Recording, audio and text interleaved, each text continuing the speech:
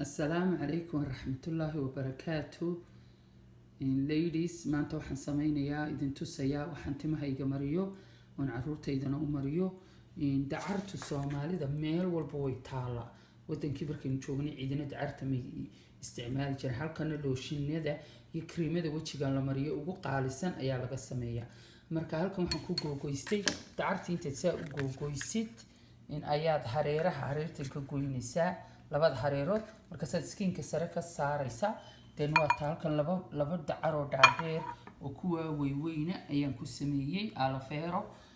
halkan waxaan ku sameeyay coconut oil organic coconut oil ayaan ku sameeyay oo aan ku shubay waxoogaa halkan waxaan ku shubay baby oil shu timaha way u fiican tahay wayna bixisaa halkan waxaan ku shubay cholesterol inaad arkaysaan ayaan u maleynayaa ayaa ku jirta wataab hashay ku timid halkan aan ku shubay marka halkan ay ku jirta sorry halkan waxaan ku shubay waan ku qaldamay Pantene the one like for color hair Pantene condition ayaan ku shubay halkan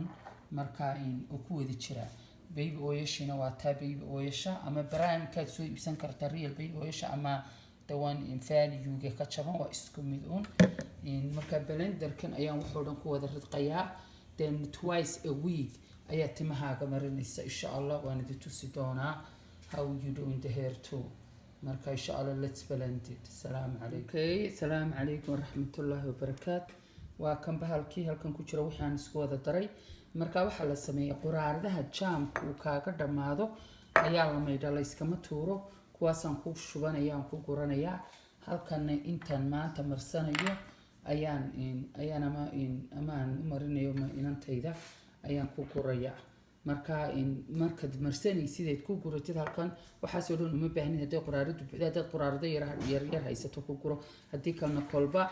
markaad ka guranaysid quraaradan ku buuxisid mulqaacad kaliya soo qaado in yar ka guro insha Allah.